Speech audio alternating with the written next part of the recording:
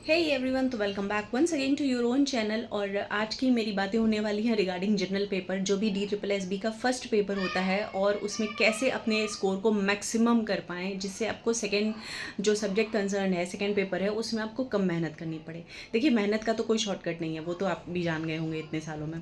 तो पहली चीज़ जो आपको ध्यान में रखनी है कि आपको हर क्वेश्चन में, हर सब्जेक्ट स्लॉट में एटलीस्ट 16 से 17 क्वेश्चन अटेम्प्ट करने हैं। ये नहीं कि छोड़ के चले आए।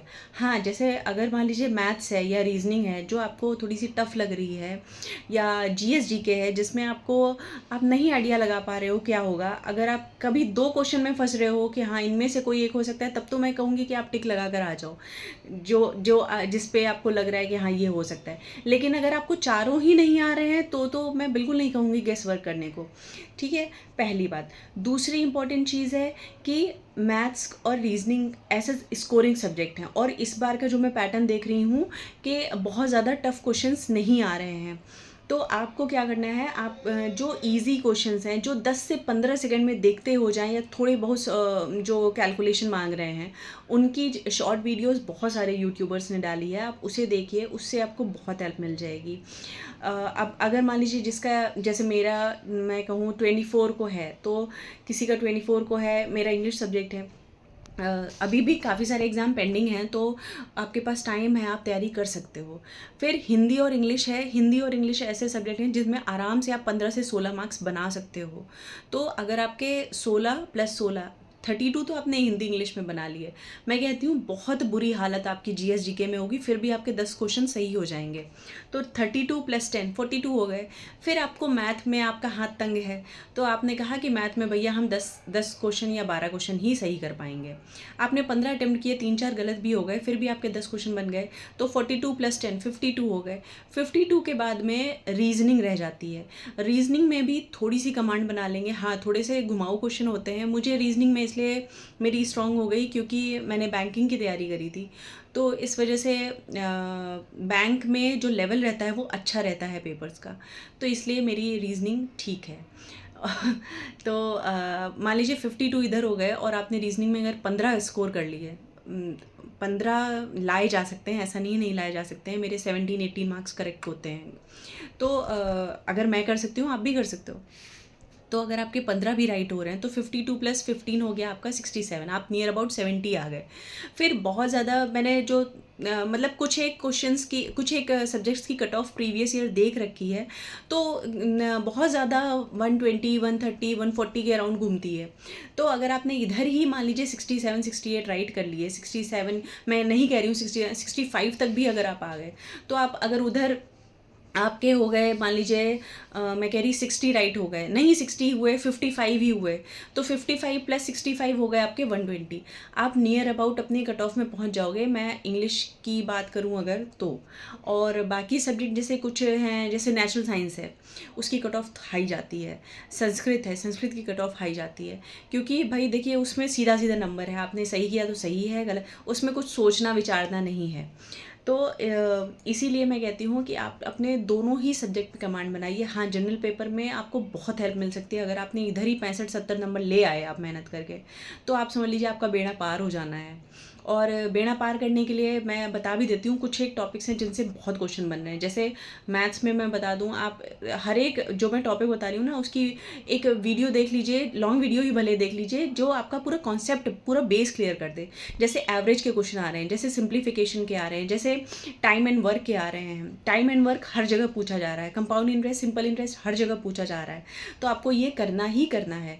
फिर प्राइम, को प्राइम नंबर, उनका रेशियो, फिर फैमिली की एजेस, फैमिली मान लीजिए जैसे दे देते हैं कि पार्टनर्स की एज दे देते हैं, फिर उसमें बच्चा ऐड हो गया, उसकी एज का एवरेज दे देंगे, और बताएंगे कि अब बताइए बच्चे की एज क्या है। तो इस तरह के क्वेश्चन बनते हैं, और आपको ये आने चाहिए। ये 2 से 3 मिनट में आपके हो जाएंगे, अगर आप नए नए दौर में हो। अगर आपको प्रैक्टिस बन गई ना, तो आप यही क्वेश्चन 1 मिनट में, 1-1.5 मिनट में कर लोगे। CI के क्वेश्चन पूरा कॉन्सेप्ट बेस्ड होते हैं, कि एक बंदे ने काम शुरू किया, नहीं CI में तो ऐसे देंगे कि 2 से 3 साल का आपको कंपाउंड इंटरेस्ट कैलकुलेट करना है, तो उसमें आपको मान लीजिए 10% के हिसाब से कैलकुलेट करना, एक अमाउंट दे दिया तो उसका 10% निकाल के फिर उस अमाउंट का भी 10% निकाल करके इस तरह से पूरा स्लॉट बन के आप कर सकते हो। फिर आपका एसआई में तो बचपन से ही फॉर्मूला सीख रखा, PRT/100। कभी रेट पूछ लेता है उसमें, प्रिंसिपल दे देगा, टाइम दे देगा, रेट पूछ लेगा। तो इस तरह से ये बहुत ही ईजी क्वेश्चंस होते हैं। फिर आप इधर आ जाओ रीजनिंग में सिलोगिज्म बन ही रहा है। कुछ कुत्ते गाय हैं, कुछ गाय कुत्ते हैं, ये वाले क्वेश्चन बन रहे हैं। तो ये आपको एक बार इसका आपने अगर डायग्राम सही बना दिया, आपका 100% सही हो जाएगा। देखिए कॉज एंड इफेक्ट का भी क्वेश्चन आ रहा है रीजनिंग में, और वो मेरा भी नहीं सही होता है, तो मैं उसे अटेम्प्ट नहीं करती हूँ, क्योंकि कई बार जो हमारे हिसाब से सही है वो उनके हिसाब से सही नहीं है। तो इसलिए मैं कॉज एंड इफेक्ट का ये वाला एक ही क्वेश्चन आता है उसका, मैं उसे छूती भी नहीं हूँ। फिर उसके बाद में रिलेशनशिप वाले आते हैं, तो रिलेशनशिप अपनी अच्छी करिए। रिलेशनशिप के क्वेश्चन हाँ थोड़े से लगते हैं 1 से 2 मिनट। देखिए रीजनिंग आपको अगर 20 मिनट ले रही है ना आपकी, तो आप दे दो उसको 20 मिनट में आपके, लेकिन 15 क्वेश्चन वो सॉलिड राइट कर देगी। मैथ अगर आपके 15 से 20 मिनट लग रहे हैं, दे दीजिए उसको 20 मिनट। ठीक है, आपने 20 मिनट 40 मिनट अगर इधर खर्च कर दिए, फिर भी आप 20 से 25 मिनट में आप अपनी हिंदी, इंग्लिश और GS GK कर सकते हो, बहुत आसानी से कर सकते हो। 5 से 7 मिनट अपना GK GS को दे दो, और उसके बाद में भी आपके पास में 19 मिनट बचेंगे ही हिंदी इंग्लिश के लिए, आराम से आप कर ले जाओगे। टाइम क्या लगता है हिंदी इंग्लिश में पढ़ने में? बस पैसेज को, बाकी सब तो पढ़ा, और preposition, fillers, adverb, verb, synonym, antonym भाई आता है या तो नहीं आता है, वही पूछा जाता है।